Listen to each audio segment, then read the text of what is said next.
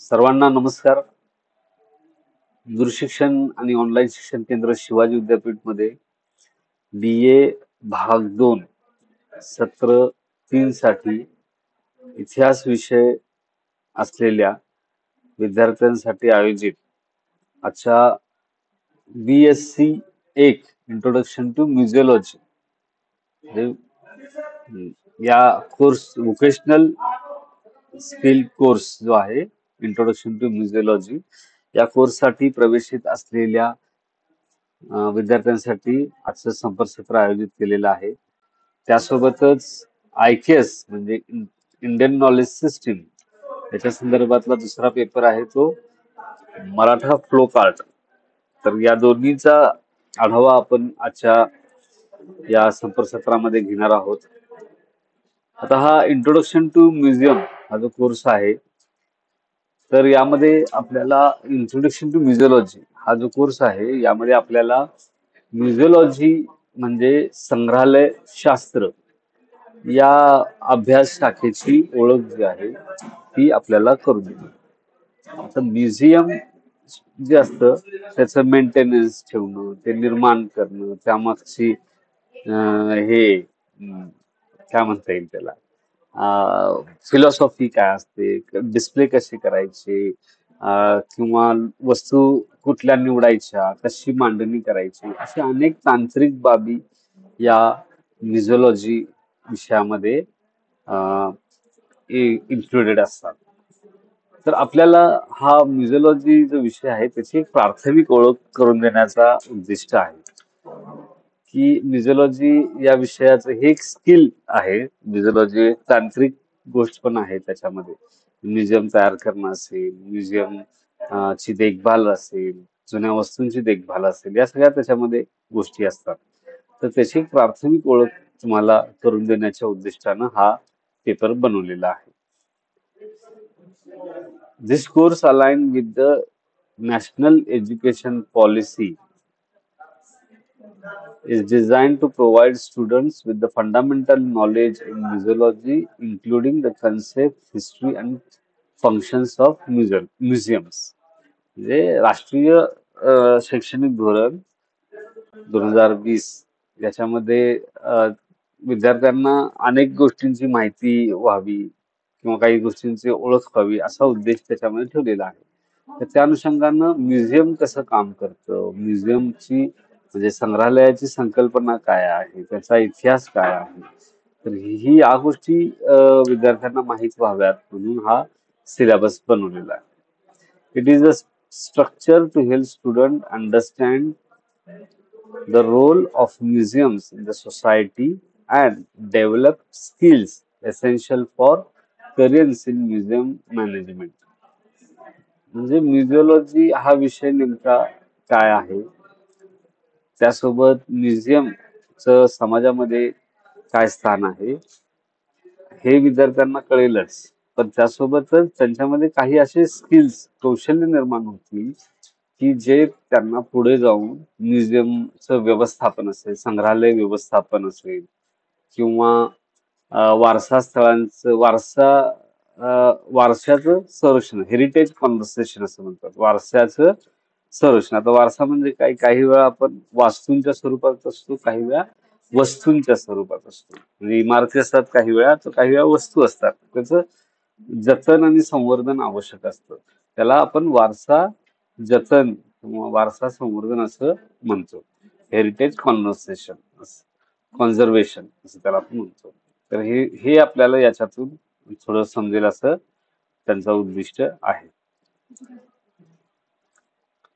यामध्ये आपण बघतोय की त्याच्यातला कोर्स आउटकम जो आहे त्याच्यामध्ये पहिला आउटकम आहे की understand the concept and nature and definition of museum. म्हणजे म्युझियमची संकल्पना काय, त्याचं स्वरूप काय आणि त्याची व्याख्या काय हे आपल्याला याच्यातून समजून घ्यायचं आहे. दुसरा आहे appreciate the historical development of museum globally in British India and contemporary India. म्हणजे भारतामध्ये म्हणजे जगभर आणि भारतामध्ये विशेषतः ब्रिटिश भारतामध्ये म्हणजे ब्रिटिशांमध्ये ब्रिटिशांची सत्ता भारतामध्ये होती त्यावेळी आणि भारत स्वतंत्र झाल्यानंतर म्हणजे आजचा जो भारत आहे त्यामध्ये या म्युझियमची नेमकी त्याचा विकास कसा झाला तो ऐतिहासिक परिप्रेक्ष्यात आपल्याला बघायचा आहे. ऐतिहासिक विकास जो आहे त्याचा या सगळ्या काळामध्ये तो आपल्याला याच्यातून बघायचा आहे.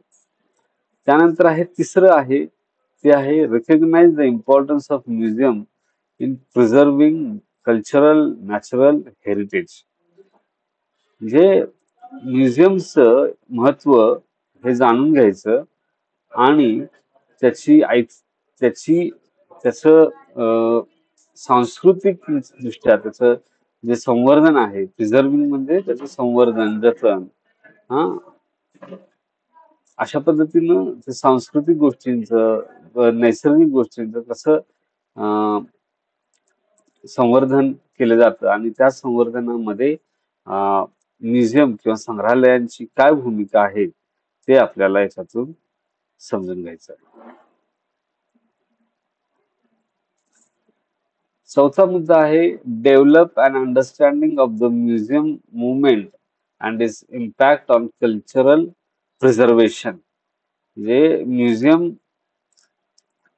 चा विकास जो आहे म्युझियम चळवळ म्हणजे म्युझियम उभा करण्याचा जो काही सगळा प्रवाह तयार झाला तर तो ही जी संग्रहालय चळवळ आहे त्याचा नेमका सांस्कृतिक जतन जे आहे संस्कृतीचं जतन जे आहे तर त्याच्यावर त्याचा काय परिणाम झाला तर ते आपल्याला समजून घ्यायचं म्हणजे म्युझियम चळवळ समजून घ्यायची आणि त्याचा सांस्कृतिक जतन संस्कृतीच्या जतनावर काय परिणाम झाला ते आपल्याला समजून घ्यायचं असा हा कोर्सचा उद्दिष्ट आहे. 2 घटक आहेत त्या 2 घटकांच्या माध्यमातून आपल्याला हा अभ्यासक्रम शिकायचा आहे. तुमच्याकडे पुस्तक आहे त्याच्यामध्ये याची व्याख्या स्वरूप डेफिनेशन वगैरे असं बऱ्याच गोष्टी दिलेल्या आहेत. मी फक्त थोडक्यात आढावा घेईन सगळ्या गोष्टींचा. आता पहिला घटक आहे तो इंट्रोडक्शन टू म्युझियम म्हणजे संग्रहालयांना संग्रहालयाची ओळख आपल्याला याच्यातनं करून देणार आहे. मग संग्रहालय म्हणजे काय तर त्याची कन्सेप्ट म्हणजे संकल्पना काय संग्रहालयाची काय आणि त्याच्यानंतर त्याचं स्वरूप आणि त्याची व्याख्या काय असेल. आता व्याख्या अनेक लोकांनी अनेक पद्धतीने केलेल्या असतात. हा पण संग्रहालय म्हणजे काय तर मुळात बघा संग्रहालय म्हणजे अशी एखादी जागा जिथं सामाजिक सांस्कृतिक असतील हा किंवा वैज्ञानिक दृष्ट्या असतील अशा वस्तूंचं महत्वाच्या वस्तूंचं तिथं जतन केलं जातं आणि ते लोकांना पाहण्यासाठी उपलब्ध करून जातात दिले जातात. ठीक आहे म्हणजे म्युझियमची संकल्पना काय की अशी जागा किंवा संस्था जी महत्वाच्या वस्तूंचं ऑब्जेक्ट्स म्हणतो आपण महत्वपूर्ण वस्तूंचं मग ते वेगवेगळ्या अंगानं महत्वाचे असू शकतात म्हणजे सांस्कृतिक दृष्ट्या असू शकतात वैज्ञानिक दृष्ट्या असू शकतात हं? सामाजिक दृष्ट्या असू अशा वस्तूंचं ते त्या गोळा करतात त्याचं जतन करतात आणि त्यासोबतच ते लोकांना पाहण्यासाठी उपलब्ध देखील करून देतात. ठीक आहे तर असं हे साधारण म्युझियमची संकल्पना असते. आता म्युझियम हा शब्द जो आहे तो लॅटिन शब्दापासून आलेला आहे आणि त्याचा अर्थ होता म्हणजे मूळचा शब्द ग्रीक आहे मॉसियन नावाचा आणि त्याच्यापासून हा म्युझिया आणि नंतर म्युझियम असा शब्द ग्रीक लॅटिन आणि मग इंग्लिश मध्ये म्युझियम असा शब्द बनवलेला आहे.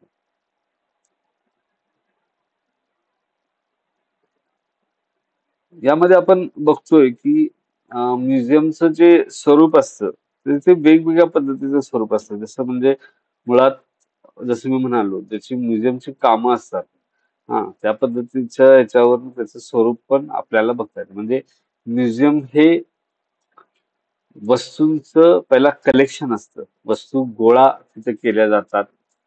गोळा केलेल्या वस्तू ज्या आहेत त्याचं महत्व वेगवेगळ्या सेक्टरमध्ये वेगवेगळं असतं.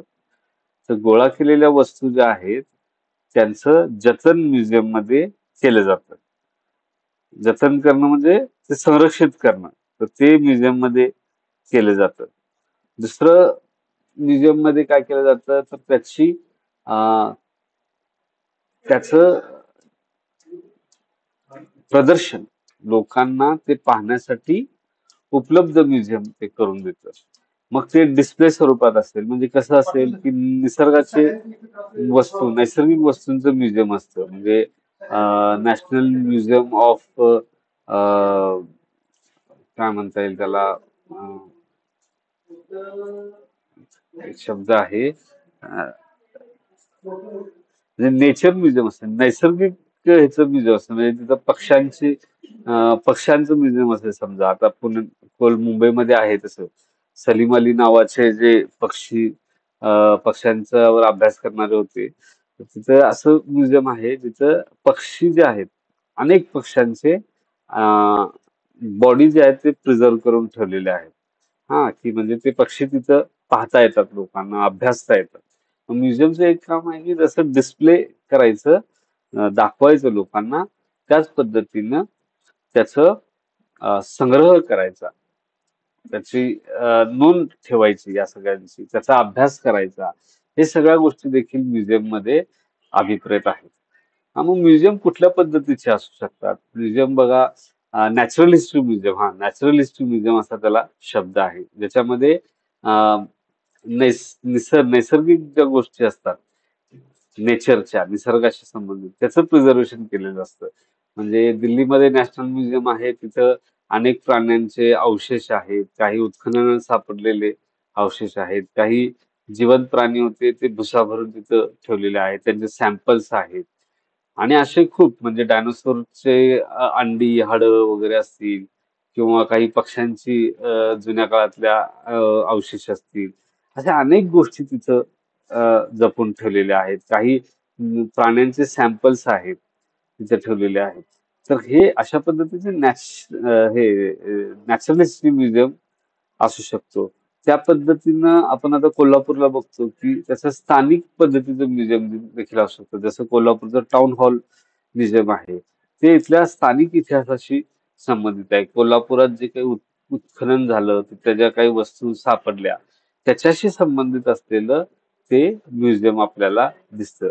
तसंच कोल्हापूरमध्ये दुसरं न्यू पॅलेस म्युझियम आहे.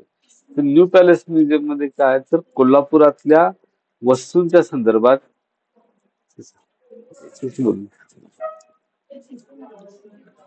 कोल्हापूर हा तर कोल्हापुरातले जे वस्तू आहेत त्या वस्तूंशी संबंधित जे काही अं, म्हणजे कोल्हापूर संस्थान जे होतं त्या संस्थानाशी संबंधित गोष्टी ज्या आहेत ते त्या म्युझियम मध्ये आपल्याला पाहायला मिळतात. तर हे या पद्धतीचं म्युझियम आपण पाहतो. दुसरं गोष्ट अशी की तुम्ही आता इकडं इथे जवळच्या भागात एक म्युझियम आहे बघा. म्युझियम म्हणजे प्रदर्शन आहे. ते कागलच्या जवळ एक गाव आहे, कुठलं माहित आहे कुणाला?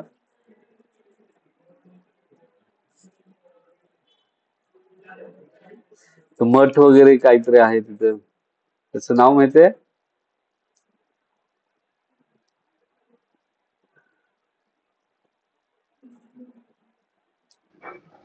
कनेरी मठ. कनेरी मठातलं जे म्युझियम आहे तर ते म्युझियम देखील तिथल्या साधारण आपल्या इकडचं ग्रामजीवन आहे त्याचं प्रदर्शन मांडलेलं आहे त्याच्यात. हा तर त्या पद्धतीचं ते म्युझियम आहे. अशी म्युझियमचे अनेक प्रकार असू शकतात. म्हणजे अहमदनगरमध्ये तुम्ही गेलात तर अहमदनगर आता जे अहिल्या नगर आहे तर तिथं तुम्ही गेलात तर तिथं तुम्हाला रणगाड्यांचं म्युझियम पाहायला मिळतं. म्हणजे वेगवेगळ्या देशातले रणगाडे जे आहेत तर ते तिथं प्रदर्शनात मांडलेले आहे. त्याचा संग्रह आहे तो. तसंच तुम्ही जर पुण्यामध्ये गेलात तर पुण्यामध्ये केळकर म्युझियम आहे. तर त्या केळकर म्युझियम मध्ये तुम्हाला 18व्या आणि 19व्या शतकामध्ये वापरातल्या ज्या वस्तू होत्या त्या वस्तूंचं मोठं कलेक्शन जे आहे अनेक पद्धतीचे म्हणजे आडकित्ते असतील, पानाचे डबे असतील, कंगवे असतील त्या काळातले अनेक बारीक सारीक घरगुती उपयोगाच्या ज्या वस्तू आहेत त्या वस्तूंचं प्रदर्शन तुम्हाला तिथं कलेक्शन पाहायला मिळते. तसंच तुम्ही साताऱ्याला गेला सातारामध्ये तर साताऱ्यामध्ये देखील तुम्हाला शस्त्रांचं वगैरे प्रदर्शन हे संग्र वस्तू संग्रहालयामध्ये ते पाहायला मिळतं. तसंच काही असतात म्युझियम जिथं एखाद्या व्यक्तीच्या संदर्भात असतात. म्हणजे सिम्बायोसिस विद्यापीठ आहे पुण्यातलं. तर तिथं बाबासाहेब आंबेडकर म्युझियम आहे. तर तिथं बाबासाहेब आंबेडकरांशी संबंधित वस्तू ज्या आहेत किंवा त्यांच्या संदर्भातली माहिती देणाऱ्या वस्तू ज्या आहेत ते तिथं ठेवलेल्या आहेत. आता आपल्या शिवाजी विद्यापीठामध्ये 2 म्युझियम आहेत. एक आहे ते राजश्री शाहू महाराज यांचं म्युझियम आहे आणि दुसरं आहे ते वि. स. खांडेकर यांचं म्युझियम आहे. आता वि. स. खांडेकरांच्या म्युझियम मध्ये वि. स. खांडेकरांशी संबंधित गोष्टी, त्यांची माहिती, त्यांना मिळालेले पुरस्कार हे सगळं प्रदर्शनात मांडलेलं आहे. आणि इकडं शाहू महाराजांच्या म्युझियम मध्ये पाहिलं तर शाहू महाराजांशी संबंधित त्या काळाशी संबंधित काही वस्तू आहेत. त्या काळातल्या संस्थानाच्या संदर्भातले माहिती आहे. फोटो आहेत. या अशा पद्धतीनं या म्युझियमची रचना केलेली आहे. तर आपल्याला असे म्युझियमचे खूप वेगवेगळे टाईप आणि प्रकार आपल्याला दिसतात. एकूण आपलं जे सांस्कृतिक जीवन असतं किंवा सामाजिक जीवन असतं, काही वेळा भूतकाळातलं असतं, ते प्रिझर्व्ह करण्याचं काम जे आहे ते म्युझियम करतं. तर गोष्टी प्रिझर्व्ह करण्याचे काम म्युझियमच्या माध्यमातून होते. ठीक आहे. तर तिसरा जो एक दुसरा जो घटक आहे तो हिस्ट्री ऑफ म्युझियम आहे. याच्यामध्ये म्हणजे म्युझियम कधी सुरू झाले, जगामध्ये म्युझियमची स्थापना कधीपासून व्हायला लागली. पहिलं म्युझियम आहे ते अलेक्झांड्रिया तिथे होतं असं म्हटलं जातं की तिथं काही गोष्टींचा संग्रह जो आहे वस्तूंचा संग्रह केलेला होता म्हणजे अगदी रोमन काळामध्ये. तर तिथं ते सुरुवात झालेली होती. नंतर युरोपमध्ये अनेक संग्रहालय वगैरे उभी राहिली. भारतात ज्यावेळी ब्रिटिश सत्तेची स्थापना झाली त्यावेळी पहिल्यांदा एक आधुनिक पद्धतीनं जे संग्रहालय असतं ते उभं करण्यात आलं. म्हणजे कलकत्ता, मुंबई अशा ठिकाणी, मद्रास या ठिकाणी. मुंबईमध्ये आता जे पूर्वी जे प्रिन्स ऑफ वेल्स म्युझियम म्हणून ओळखलं जायचं, आता ते छत्रपती शिवाजी महाराज वस्तू संग्रहालय म्हणून ओळखलं जातं. हे देखील ब्रिटिश काळात उभे केलं गेलं होतं. तर अशा म्युझियम्स मध्ये आपल्याला चांगल्या पद्धतीनं या वस्तूंचं प्रदर्शन वगैरे मांडलेलं, त्याचा संग्रह, त्याचं कॉन्व्हर्सेशन म्हणजे त्याचं जतन जे आहे ते केलेलं आपल्याला दिसतं.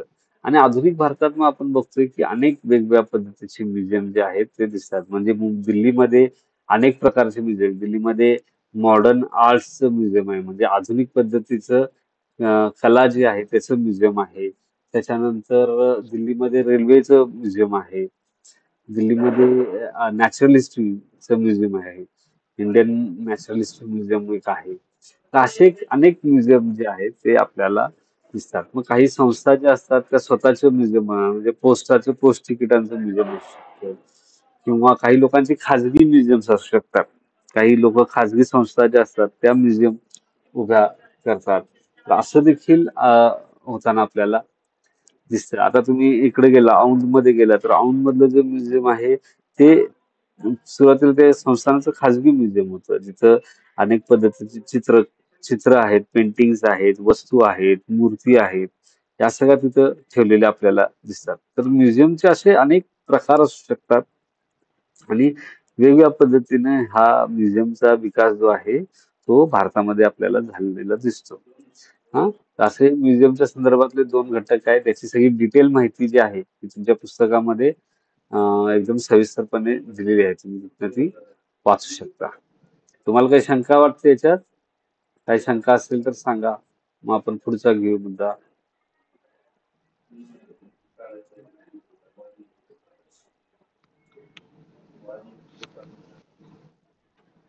बोला.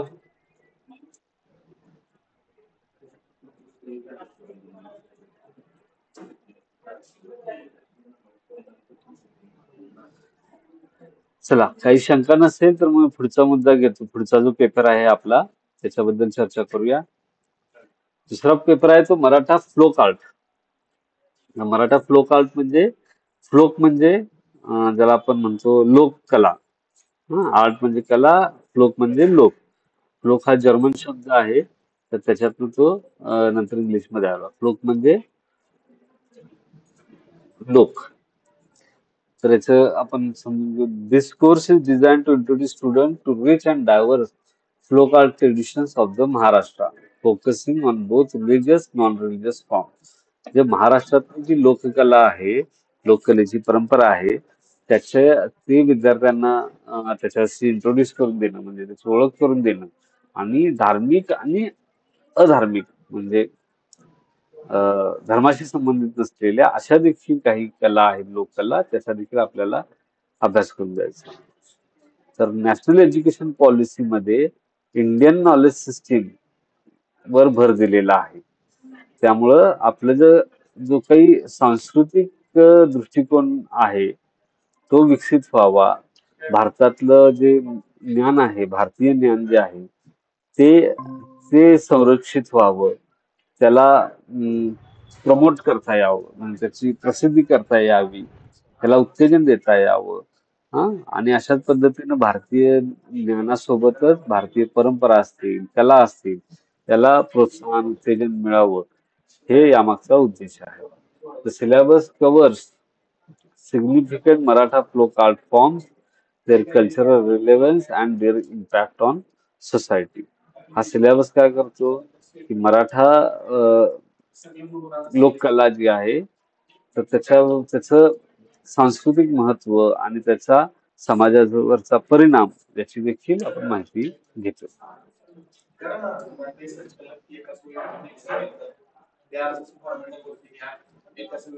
आता याच्यातला जो कोर्स आउटकम्स आहे ते gain knowledge of various form of Maratha folk art and their historic and cultural significance. Maratha लोककला जी आहे त्याचं ऐतिहासिक आणि सांस्कृतिक महत्व जे आहे ते समजून घ्यायचं आहे. Appreciate the role of Maratha folk art in preserving cultural history, identity and social value. जे मराठा लोककला ज्या आहेत त्याचं सांस्कृतिक ओळख आणि सामाजिक मूल्य जपण्यामध्ये त्याची काय भूमिका होती हे आपल्याला समजून घ्यायचं. Develop the skills to analyse, interpret folk performance and narrative. म्हणजे विद्यार्थ्यांमध्ये असं स्किल निर्माण करायचे की जे लोककला आहे त्याच्यातले जे सादरीकरण आहे, त्याच्यातलं जे नरेटिव्ह आहे, काय त्याच्यातलं नरेटिव्ह जे आहे ते समजून घेणं, त्याचं विश्लेषण करणं, या गोष्टी विद्यार्थ्याला याव्यात यासाठी हा पेपर आहे. त्याशिवाय explore the influence of folk art in contemporary cultural practices आणि परफॉर्मन्स आर्ट्स. म्हणजे हे जे काही लोककला आहे त्याचं सध्याच्या समकालीन जे काही हे आहेत, समकालीन सांस्कृतिक गोष्टी आहेत त्याच्यामध्ये त्याचा काय परिणाम आहे किंवा त्याचं परफॉर्मिंग आर्ट म्हणजे सादर करायची जी कला असते त्याच्यामध्ये त्याचं काय रोल आहे हे आपल्याला याच्यातून बघायचं आहे. ठीक आहे. तर याच्यामध्ये आपल्याला पहिल्यांदा बघायचं ते धार्मिक स्वरूपाचे जे लोककला आहेत त्याच्याबद्दल चर्चा करायची.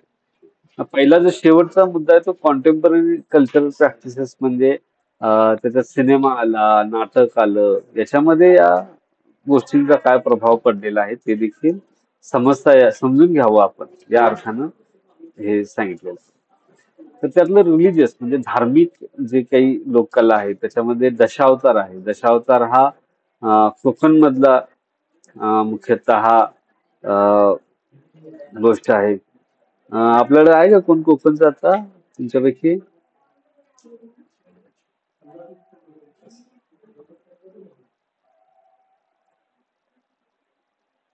नाही आहे का कोणी?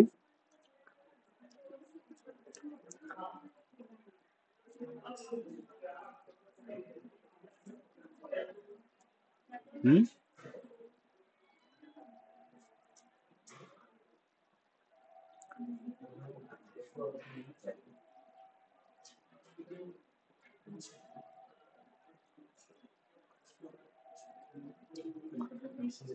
नाही का कोकणातलं कोणी?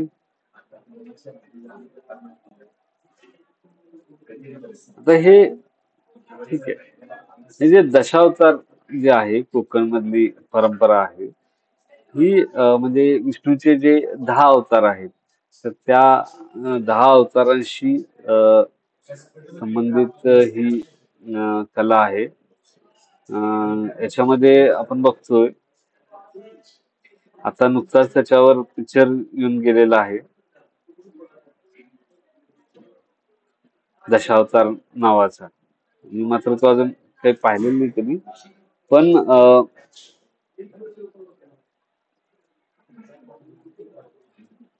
एक प्रकारचं ते नाट्य कला आहे, सादरीकरण करणारी नाट्य कला आहे. लोक लोककलेतली एक नाट्य रूपात सादरीकरण करणारी ही कला आहे. आणि खूप पारंपरिक पद्धतीनं जवळपास 800-900 वर्ष झाली हे वापरलं जातं. आता हे जे दशावतार हा शब्द आहे तो विष्णूचे जे 10 अवतार आहेत, तर त्याच्या आधारावरून हा दशावतार हा शब्द आलेला आहे. ज्यावेळी साधारणपणे गावामधल्या एखाद्या अं, उत्सव असतो, एखादा वार्षिक उत्सव असतो गावच्या देवदेवतांच्या संदर्भात, गावचे ग्रामदैवत असते की नाही त्याच्या संदर्भात, तर त्यावेळी त्या मंदिरामध्ये मध्यरात्रीनंतर हा दशावतार जे आहे ते सादरीकरण केले जातं. आणि त्याचे अनेक त्याचे तांत्रिक गोष्टी आहेत, म्हणजे ते दशावतारच्या संदर्भात जोडलेल्या आहेत. तर ते तुम्हाला त्याच्यामध्ये बघता येईल. ह्या मुळात ह्याचं काय महत्व आहे की दक्षिण कोकण जो आहे, हा म्हणजे सिंधुदुर्ग जिल्हा असेल, आणि त्याच्यातलं नॉर्थ गोवा म्हणजे उत्तर गोवाचा प्रदेश जो आहे, इथल्या भागामध्ये हा दशावतार जो आहे तो खूप पॉप्युलर असल्याचं आपल्याला दिसतं.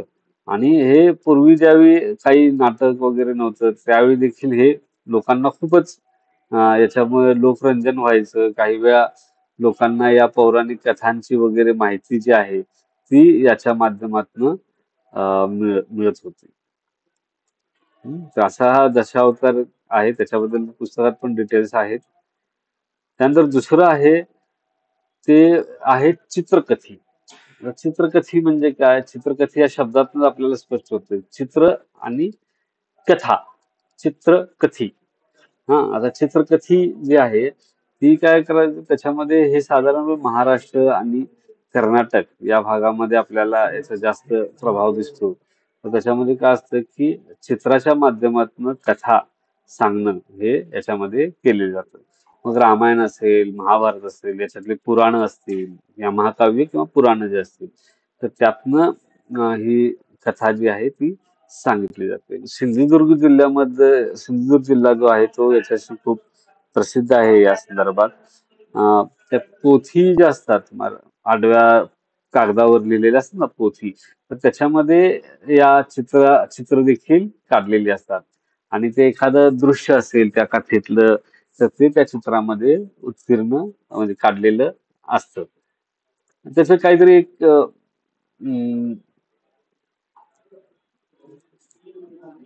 अं, चित्र काढण्याची वैशिष्ट्यपूर्ण त्याच्यात कला असते.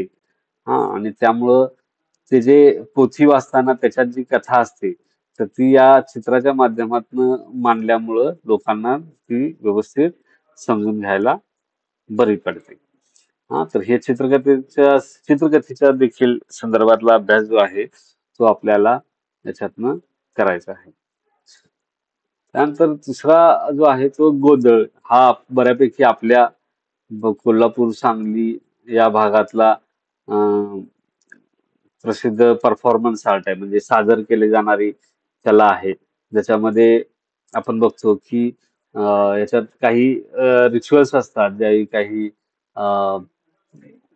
उत्सव असेल किंवा काही घरी काहीतरी कर्म काय म्हणतात त्याला धार्मिक कर्मकांड वगैरे असेल तर त्यावेळी यांचा वापर केला जातो. याच्यामध्ये गाणी म्हणणं, नाच असतो, कथा सांगितली जाते आणि त्या देवता ज्या असतात त्याच्यामध्ये मुख्यतः लोकदेवता असतात. म्हणजे रेणुका असेल, तुळजाभवानी असेल, खंडोबा असेल, तर यांच्या संदर्भातल्या कथा ज्या असतात त्या मुख्यतः याच्यामध्ये आपल्याला पाहायला मिळतात.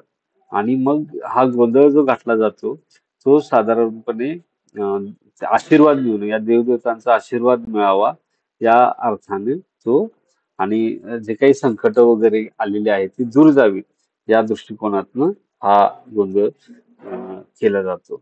मग त्याच्यामध्ये गाणं असेल, डान्स असेल, त्याच्या वेगवेगळ्या प्रकारचं स्वतःचं म्युझिक असतं. तर ते म्युझिक आहे. आणि अनेक वर्ष हे सादरीकरण करणारे समूह जे आहेत ते आपल्याला याच्यातनं दिसतात. आता याचा जो परिणाम आहे तो इतर कलांच्या बद्दल झालेला म्हणजे गोंधळ जो आहे तो अनेक ऐतिहासिक सिनेमा असतील, नाटक असेल, काही चित्रपट असतील, सामाजिक चित्रपट असतील याच्यामध्ये देखील त्याचा प्रभाव जो आहे त्याचं म्युझिक जे आहे ते वापरलेलं आपल्याला दिसतं. तर असं त्याच्याबद्दल पुस्तकामध्ये आधी परत बरीच माहिती दिलेली आहे. त्याच्यानंतर दुसरा जो घटक आहे या पेपर मधला शेवटचा घटक तो आहे नॉन रिलिजियस म्हणजे अधार्मिक काही जे काही कला आहेत सादरीकरणाच्या त्याच्याबद्दल. तर त्यामध्ये पोवाडा आहे. पोवाडा आपल्याला सगळ्यांना माहित आहे की आपल्याकडे मराठा सत्ता काळापासून म्हणजे छत्रपती शिवाजी महाराजांनी स्वराज्याची स्थापना केल्यापासून आपल्याकडे पोवाड्याची परंपरा आहे. आणि हा पोवाडा जो असतो तो वीररस प्रधान असतो आणि तो खूप म्हणजे जवळपास 300-400 वर्ष झाले हा पोवाडा जो आहे तो आपल्या महाराष्ट्रामध्ये प्रचलित आहे. अफजल खानाचा वध झाल्यानंतर अज्ञान दास जो आहे त्यानं अफजल खानाच्या वधाचा पोवाडा लिहिलेला होता. तर तो आपल्याला साधारण पहिला उल्लेख त्याच्या संदर्भात मिळतो पोवाड्याच्या संदर्भात. त्यानंतर अनेक पोवाडे जे आहेत ते आपल्याला मराठा काळात झालेले आपल्याला दिसतात. म्हणजे पोवाडा सादर करणाऱ्याला शाहीर असं म्हणतात आणि मग तो अत्यंत उच्च स्वरामध्ये हे पोवाडे जे आहेत तो सांगत असतो. याच्यामध्ये जी कोणी पोवाड्यामध्ये काही घटनांच्या संदर्भात असते, काही वेळा व्यक्तीच्या संदर्भात असतो. त्याच्या शौर्याची गाथा त्याच्यातून सांगितलेली जाते. आणि हाच पोवाडा जसा शिवाजी महाराजांच्या काळात होता, त्यांच्या नंतरच्या काळात होता, तसाच तो आधुनिक काळात देखील वेगवेगळ्या पद्धतीनं आला. ज्यावेळी संयुक्त महाराष्ट्राचं आंदोलन सुरू झालं तर त्यामध्ये देखील या पोवाड्यांचा वापर जो आहे तो केला गेला. म्हणजे अण्णाभाऊ साठे असतील, शाहीर अमर शेख असतील, तर यांनी या पोवाड्याच्या माध्यमातून जनजागृती केलेली आपल्याला दिसते. असा हा पोवाडा जो आहे तो महाराष्ट्रात खूप प्रचलित आहे आणि जसं मी मगाशी गोंधळ बद्दल म्हणालो तशाच पद्धतीनं पोवाडा देखील हा आपल्या चित्रपटामध्ये आपल्याला दिसतो. आता जो दुसरा प्रकार आहे याच्यातला अधार्मिक असलेल्या म्हणजे धर्माशी रिलेटेड नसलेलं तो आहे भारुड.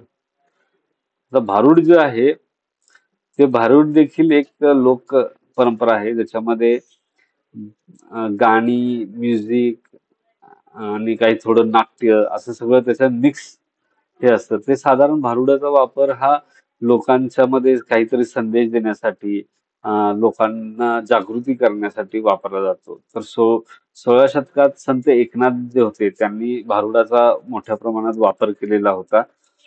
तर ते देखील सादर केली जाणारी कला आहे.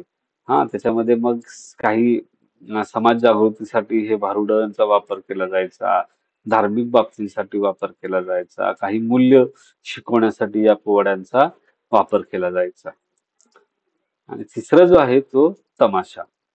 तमाशा ही एक लोककला आहे. महाराष्ट्रातली पण फेमस आहे. अं,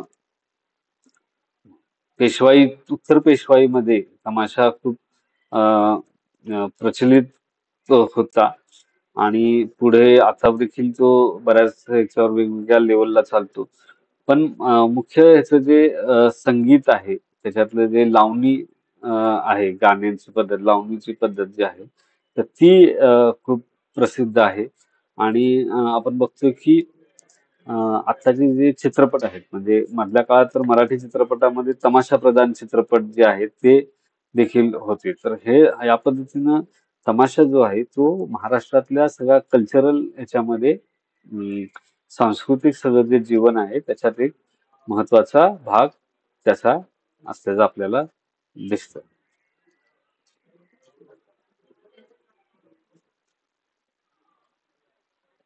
तर असं सगळं आहे. तर आपण कुणाच्या काही शंका असतील तर हे करू, नाहीतर आपण थांबूया. धन्यवाद.